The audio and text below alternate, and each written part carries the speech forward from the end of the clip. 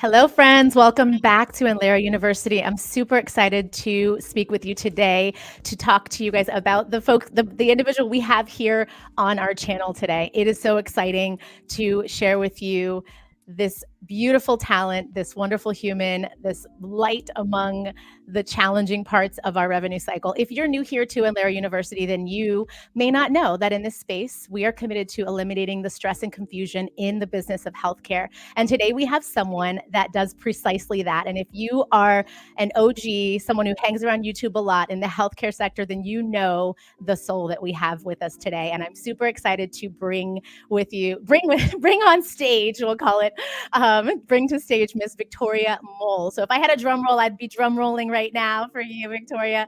Yay!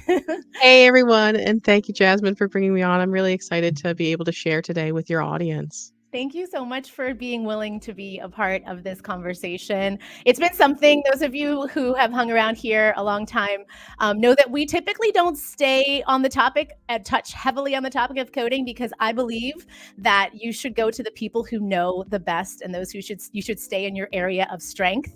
And coding is not my area of strength. It's also not my area of interest. So when those two things don't intersect, if it's not part of my skills or part of my passion, I try not to bring it into this space. But Miss Victoria in here, not just on YouTube, but also just all over the entire healthcare community. She's all over AAPC and active in the community of AAPC, the memberships and the conferences and all of that. And so you've just been so incredible. And so I'm just so thankful and excited to have this conversation with you today, Victoria. Yeah, I'm excited to be here, Jasmine. So, you guys, this conversation is want you to get to know Victoria a little bit. And I also would like for you to feel very clear about the differences and the why behind someone going into medical coding and not going into medical billing, because I'm going to be totally honest. I don't believe medical billing is for everyone. And you guys have hung around here for a while already know that that is my perspective. There's also my belief that medical coding might not be for you. And you need to know when you're capable of both and when you're not, right? And there are some of us who are blessed and capable of doing all the things and, maybe not touching deeply into all of that. That's, something that may be possible in your specialty. Perhaps you're able to be proficient in one particular area or not. But Miss Victoria today, excuse me, is going to help us navigate this conversation. And hopefully you guys can find some real true understanding for yourselves of why you want to pursue one over the other. So before I dive in, I wanted to just ask Miss Victoria to share a little bit about your journey. So what brought you into this world of medical coding, and exactly kind of how did you end up starting this Contempo coding channel here on YouTube? So I started into medical coding, oh my gosh, we're going on 15, 16 years ago. But in order to understand how I got into medical coding, we kind of have to go back to when I was in high school.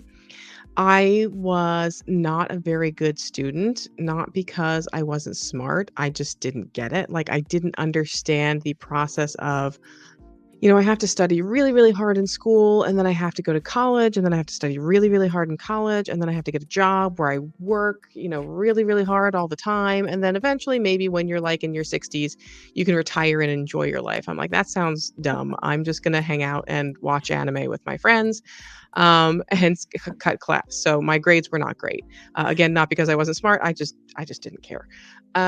And I really didn't know what I wanted to do when I grew up because, again, everything looked kind of like, oh, you just work really hard, work really hard, work really hard. I'm like, is there something where I can just maybe not work so hard, but still do okay in life? I had some hobbies and interests that I thought could lead to a career, but my mom, she was the polar opposite of me. She knew since she was young that she wanted to work with patients. She was a CNA. She loved working with elderly patients. It was like her joy in life. And she was the type of person that, like, she'd been doing it since she was a candy striper in her teens and had been doing it for so long. Like, she could tell when patients were going to pass away soon, and she would stay over hours and hold their hand because she never wanted anyone to, like, be alone when they were dying. So she was just a wonderful, amazing person, just so giving and wonderful, and I miss her dearly. Um, But my mother had said to me one day, Victoria, had you ever given consideration to maybe getting into like medical coding? She's like, there's this lady who works at the nursing home. She has her own private office. She goes in on time. She has these books and these medical records. No one really bothers her. Occasionally, she kind of like talks to the doctors a little bit. She leaves on time. I think she makes a good salary. It seems like a pretty good job. But of course, me being an angsty teenager that knew everything, I informed my mother that that sounded incredibly stupid and she probably had no idea what she was even talking about, right? And I went to school for web design because web design was my big passion at the time. I was really into, GeoCities and making fan pages and all kinds of stuff. So I thought, oh, well, I'll go be a web designer. And web design, I enjoyed as a hobby, maybe not so much as a career.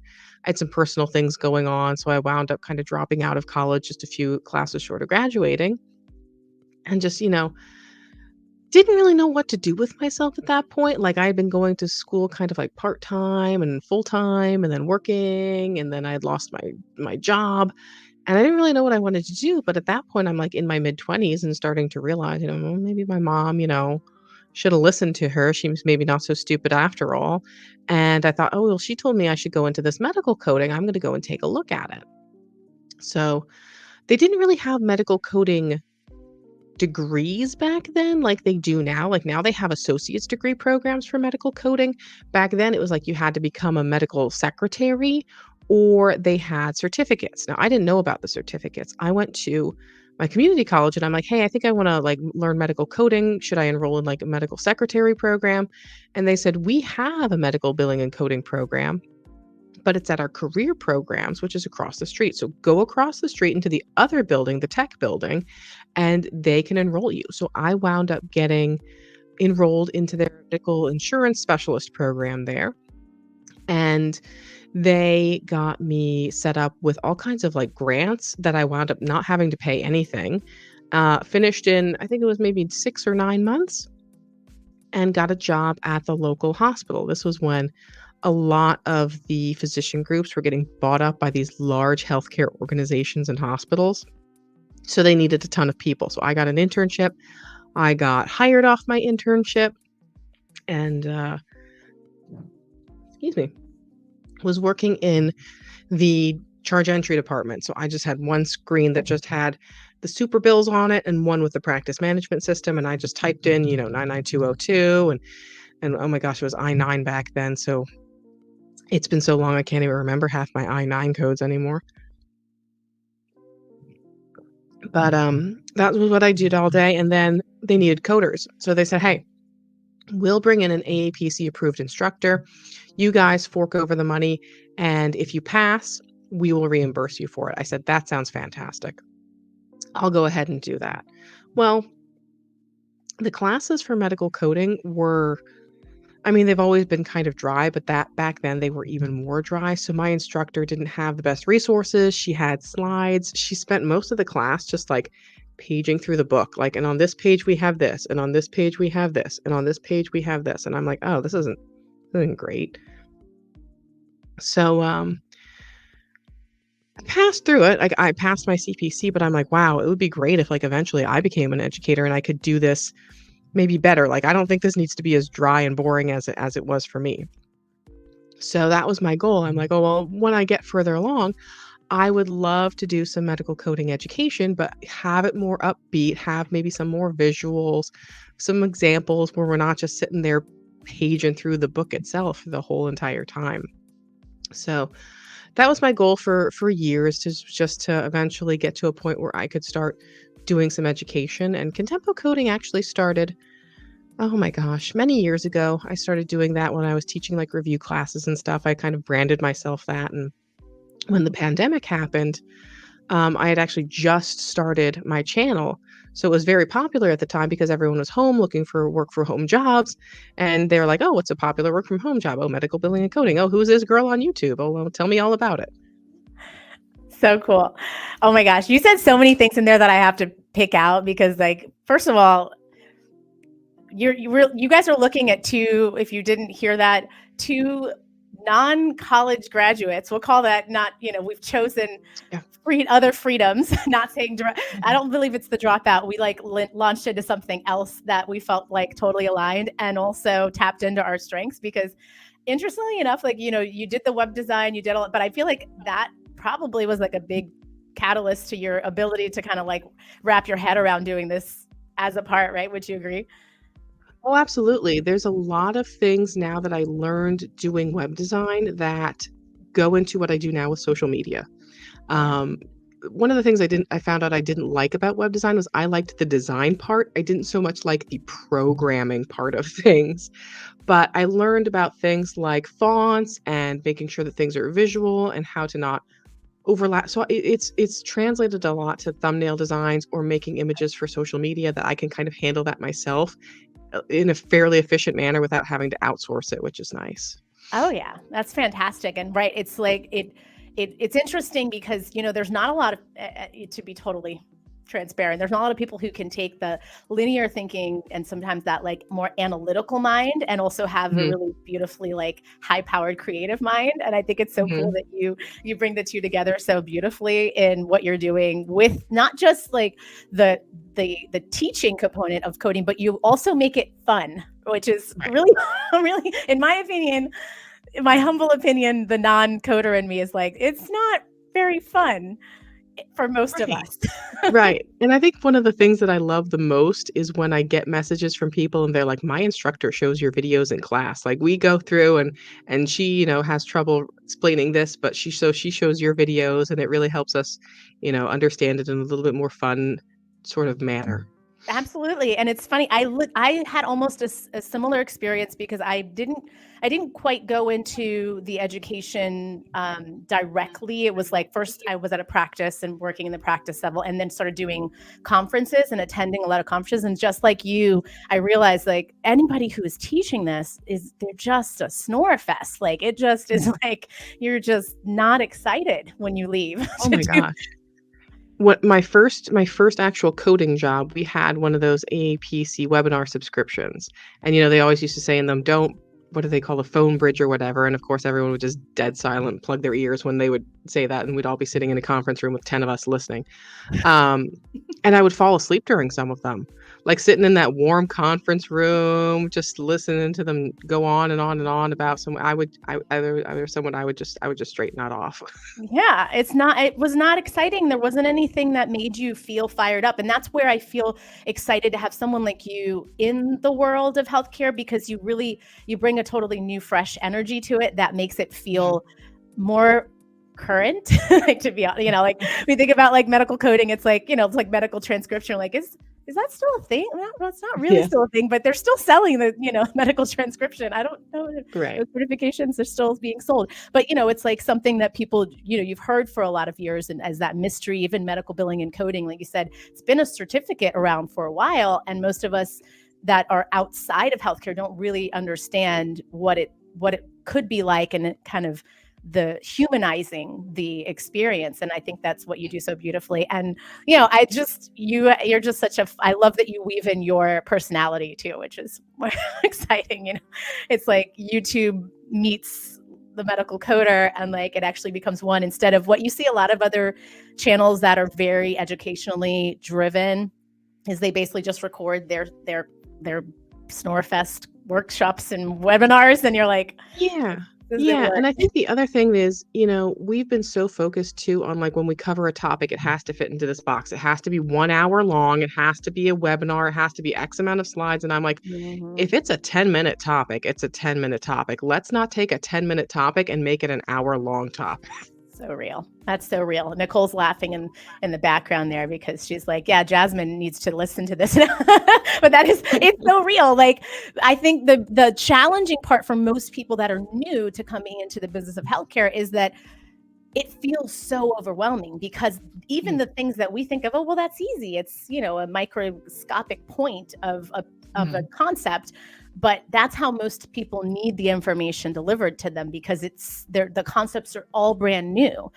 So many people are on the customer, the receiving end of healthcare, and they never have even touched the surface of what goes beyond paying the copay or the deductible or what have Right. you. Like, they don't know what goes on, and it's challenging when you try to jump to the other side. Oh, I just hit the mic. Sorry. You try to jump to the other side, and you are being sold like an hour-long dissertation on something. Like, it's intense. So, but yeah, so I just celebrate the fact that we're just like, we're two college, well, we're not going to call it dropouts. We've got to coin a different term for this, but We got to figure something out. exactly. Yeah, we'll figure something out. And that, and then your topic of like the discussion around like the more to life, that particular point that you just mentioned, like that, we all are taught this, especially now I think the generation is taught something a little different, but like during our generation, like people were like, oh, you've got to get the good job and you got to work, and then you've got like 30 years at least before you can actually live, and you might be able to vacation, but there'll be short vacations, and like life because our parents had that pension, like a carrot on a stick dangled in front of them. You got to stay with this company until the day you die, and then you can get this big pile of money that we've been saving up for you. Yeah. It's like, I hope that, I'm going to be able to get that, that good pension, and you got to stick with that company. You got to be loyal. And I think, there's some things to learn and glean from that, but I do believe that the gift of like seeing the possibilities and recognizing that the passion that you have for, for something that you think is like off the wall, like nobody else is going to care about that. Like, YouTube has proven to us that you can find your people in like the sub niche of the niche of the niche, Oh, yeah. Oh, my God. So my personal trainer was telling me that there's someone who moved into his complex just down in one of the buildings at the other side that is a full-time YouTuber, and he does like anime action figures, and he just unboxes anime action figures and shows them off. And he has this studio now where he like stores them in the space near him. And he's got like 300 some thousand subscribers, and he's got to be making tons of money just doing what he loves. Here's this cute little action figure I bought. I love that. It's so cool. Like, unboxing is such a huge like audience in general. Like, I of all kinds of things. Like, people just like the excitement of like the mystery of like what's in the box. Like, which I think it's a good point, because there's so many interesting niches here and sub niches here on YouTube that have all seen great success. If you're just willing to get out and be a part of the community and talk about what you love, it can go so far. So I love it. So the age-old question of why medical coding over medical billing for you? Because you did do some medical billing training, and you did some work earlier on. So tell us why that was the route that you chose. Yeah, so I started out in more so the billing aspect. I was in accounts receivable for all of like 7 months before I transferred over to medical coding. But I think as far as why I wanted to move over to medical coding and stay there versus versus working in medical billing was I just really liked the reading part. I really liked the research part. I really liked getting to dive into that journey of the patient's medical record itself, as opposed to just the journey of the insurance claim end of things. So I felt that coding also lended itself to some additional facets that I was interested in. So I'm really into medical auditing. I grew up kind of being, always told like I was doing something wrong, and you need to fix this, and you need to fix. I mean, I have ADHD, and I grew up in the 80s and 90s, back when we didn't diagnose girls with ADHD. You just had attention problems. You were a space cadet. You were lazy. You were forgetful. Like we just cornered those people. So, I was under that impression that I was just lazy and not a good achiever. So I was always told what I was doing wrong, and I kind of intrigued by the idea of being like, oh, so I get to go through medical records and determine what someone else did wrong. Like, that's kind of appealing to me. um, and that's not how I take it right now when I work with physicians and when I work with a practice. But that was I think the initial kind of appeal of it to me, like of finding out the mistakes that maybe someone else did along the way. And I think coding lended itself to working into more so the auditing aspect of it, which I really enjoy as well. So that's why I think I did the coding more so than the billing. So cool. Yeah, I love that you recognize that in your story, that like I really enjoy noticing other people's error, right? It's like that has to be, I think, it has to be a thing. You've got to be interested in it. Like it's like you wouldn't be a good attorney if you weren't excited about really trying to Mhm. understand someone's like the thing that made them do the thing, or what Right. actually equates to that, right? You have to be interested in the deeper why.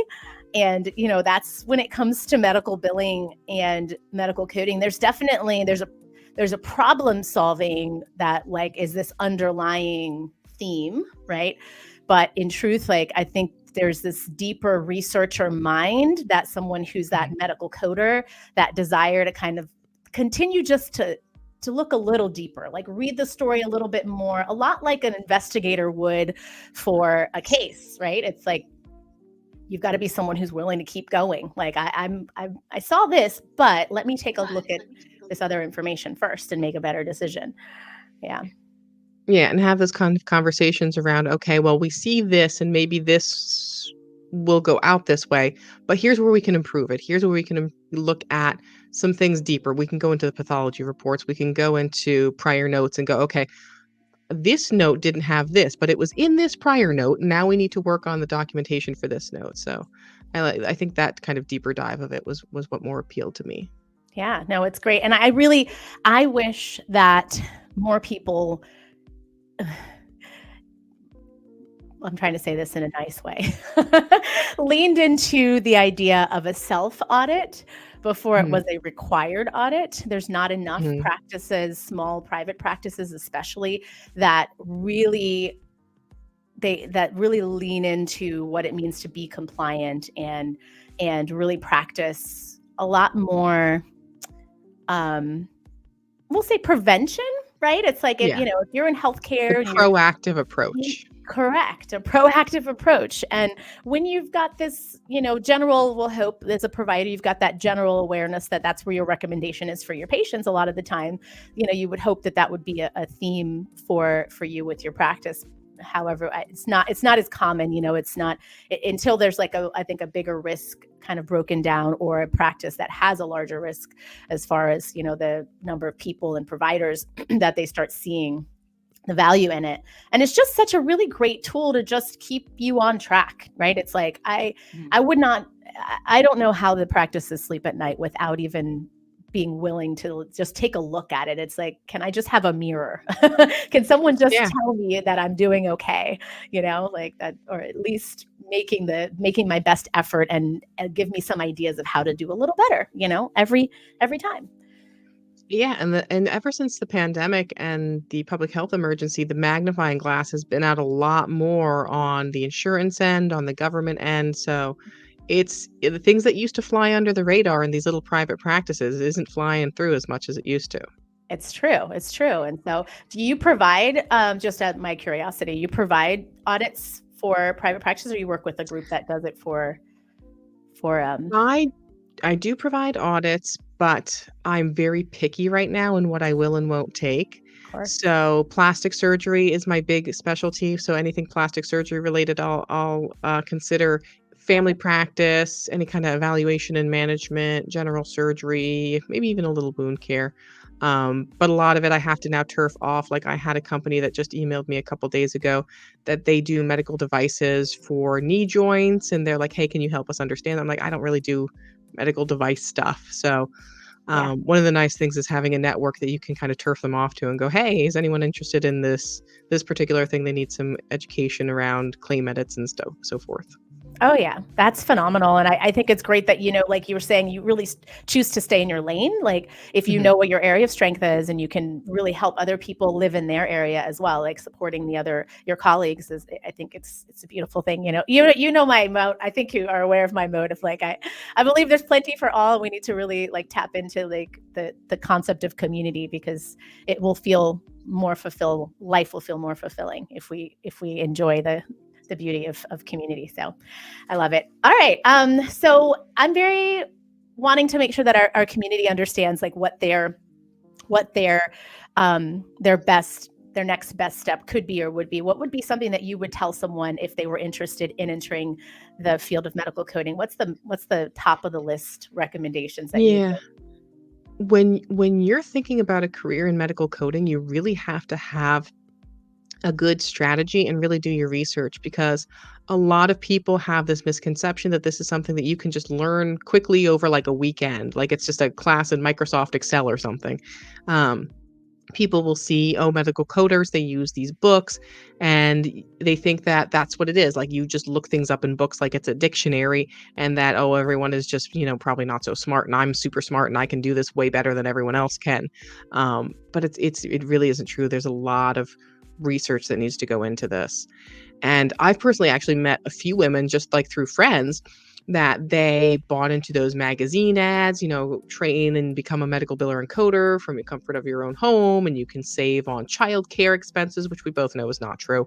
Um, and they've gone through it, and then they wind up not being able to find jobs because they're under this impression that they can stay home and watch their kids, Mhm. and that's not what the job is.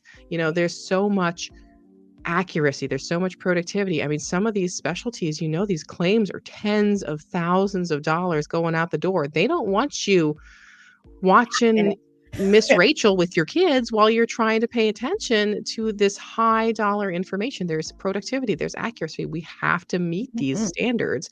So it's not that they're not trying to be flexible, it's just that the majority of employers have criteria that needs to be met, and that's not easily going to be met when you're taking care of young children at home. Correct. And I agree with that. Go you ahead. also need to know which certifications to get, because there's a lot of colleges out there that will say, "Oh, we have this free course or free certification you can get through this agency," which isn't worth anything for like 95% of employers. The employers are looking for AAPC or they're looking for a HEMA. So you need to have those certifications through AAPC or a HEMA, not saying the other ones aren't great certifications, but they're not what employers are looking for. It's true. I love that advice. I say the same thing from billing as well. Is I think it's wonderful that there's a lot of different organizations out there, but that are trying to train and hopefully staying in their lane of training with relevant and current, because sometimes the programs are quite outdated. And they're not teaching things that are actually happening in today's market. Mhm. And yeah, and like the challenge is that they leave and they're like, oh, I'm taking this and I've got this certification or I've got this, and I'm like, great. I think it's wonderful that you spent 2 years, plus sometimes they're doing these like even 4-year programs around medical coding and medical billing, and then they take something that's not even accredited by any of the organizations that we're connected Mhm. to, and that's not it's just not going to it's not going to allow you to stand out the way that you Right. need to. And really, it has to level the playing field. And there's a lot of fantastic programs out there that don't require such a massive commitment or ridiculous tuition. I mean, they're like Right. universities out there offering these programs that I'm like, wait, how long is the program? What are you taking in addition to medical? What do you need all of this other Right. coursework? Like, I mean, I do think that, it's important that you're well-rounded and feeling, educated or empowered with what you're learning. However, there's so many other programs out there that are available to us, and like you said, really trying to choose to stay close to an association. It's just way more valuable, even when you get into the job market. Absolutely. Absolutely, yeah. And this for some of those other certifications, I found, like, there are little pockets of areas that will take them here and there, but generally speaking, people want the HEMA, they want the AAPC. Oh yeah. Oh yeah, for sure. Like you said, like there might be some if you're in a subspecialty, like I'm big into FQHC, and I'm Mm, Art Pro Coding is a group that I love, and I think that, but they're also connected to AAPC, but they have their own niche certification that if you're primarily in health center billing and you're doing rural yeah. health centers, and it's well known or known enough, in that pocket, but it's not something that you would want to forego being connected at all to your general coding association, and maybe even have that, CPC or something else. Mhm. Okay. So, what do you think, in your opinion, are the most important skills and habits that someone should have if they're going to be a medical coder? I think some of the important skills and habits would be self-research and working independently. There's a lot of places anymore, they are running around with their pants on fire. They don't have time to train people. They're backlogged with record requests or audits or, just all of the craziness that's been going on in healthcare. So it really makes you look like a superstar when you know how to do some of that research yourself. So instead of going, I don't know how to do this, you say, hey, at least I looked here, here, here, here, here, but I need some directive, and knowing where to research for yourself. So not like the coding blogs, not the coding forums, but medical policies, the uh, CMS website, and the insurance policies, coding clinic from the American Hospital Association, CPT Assist from the American Medical Association, the Federal Register. So I think just being able to go through those appropriate sources yourself and try to research before going to someone and just asking for help is really critical right now for one of the skills for medical coding. Sorry, I wasn't trying to find my mute button there. Okay.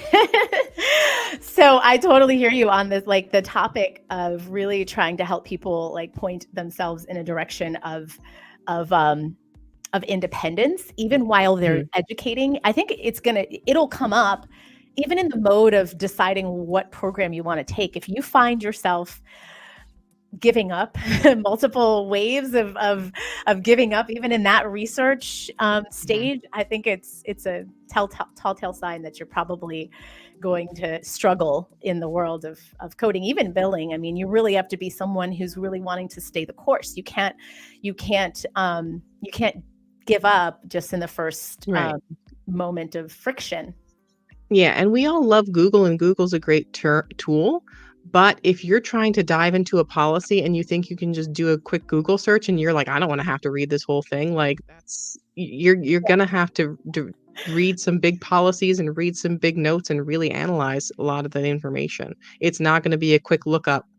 Yes. I love that you said, and the word analyze being that key word, like analyzing or being in that analytical mind is exactly, I think, that one of the core components of medical coding and billing. It's someone who's willing to say, all right, that's great, but let me look a little deeper and let me really compare this against what I already know from past experience and my expertise in that specialty. And there's, too many folks that get in with that kind of quick solution to the work from home job where they are hoping that they can fit the bill. And some of it can be developed, some of the skills, but some of it is innate. It's really like you already have to have that desire.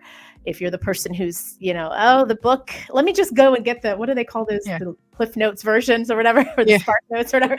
Like, I don't want to read the book. Let me just get the quick version of it, or go to the YouTube breakdown of someone explaining. I always find that funny when there's like some, go ahead. And I have people that'll come on the channel and they'll say, oh my gosh, this sounds awful. And you talked me completely out of that. And I'm like, well, you know what, if reading long passages of text and analyzing information and having to have different skill sets where you're processing information and working with all kinds of healthcare records sounds awful to you and that's talking you out of it, then that's not the right career for you. And I hope you find something that is the right fit for you. Absolutely. Yeah. And it's not for everyone. Like, and that's, to be honest, like there's so many people push against their interests, their passions for way too long, and they try to fight it. And, and it's, pretty early on, like if it excites you, you're like, oh, research. Oh, there's textbooks and there's, coding books I can get. And, it's like, if you get excited about that, like if you're like me and you get like a paper book, you're like, oh, like, I'm so excited to read this book. Like you'll probably do well. But if you're like, oh, a book, like, I don't think I want to open that sucker. Let us just like leave it over there. You might have some trouble because it's a lot of reading and, certainly not necessarily all physical books, right? But you have to be willing to go the extra mile and read. So good. All right. So tell me a little bit what your kind of next step with getting connected with people. Like, are you interested in folks reaching out to you here on YouTube, or tell us how they would be able to get in touch with you? Yeah, so there's a lot of different ways you can get a hold of me. I'm on pretty much every social media platform at Contempo Coding. So YouTube, TikTok, Instagram, Threads. I'm not on X, only because it's just not my fave. And then LinkedIn, you can connect with me, Victoria Moll. And hello at contempocoding.com if you want to shoot me an email. I love it. Yeah, I don't think anybody's going to be looking for you on X. I feel like they picked the wrong branding name for their for their move, you know? Like they've been X'd out of most equations. So but thank you so much for everything that you do here in the community, and I just look forward to seeing what the new year is going to bring for you, and just continuing. What's your how do you end your videos again? I'll see you in the next video. And until then, just keep on coding on. Yes, I love it. I love that. So thank you so much for doing that. And yes, folks, if you guys are interested in anything medical coding, even if it's just a matter of understanding it, with the work that you're doing in the world of billing and how it pairs, and really trying to understand whether there's a way for you to crosswalk your expertise in the world of medical billing into the opportunities that exist in medical coding and even medical auditing, right? You could absolutely level up your expertise, your career, and your position in any healthcare practice or association, organization, if you were to just explore what the field of medical coding and medical auditing has to offer, because most practices are looking for expertise in that particular arena as well. All right, my friends, thank you so much for hanging out with us, and we will see you in the next video. Take care.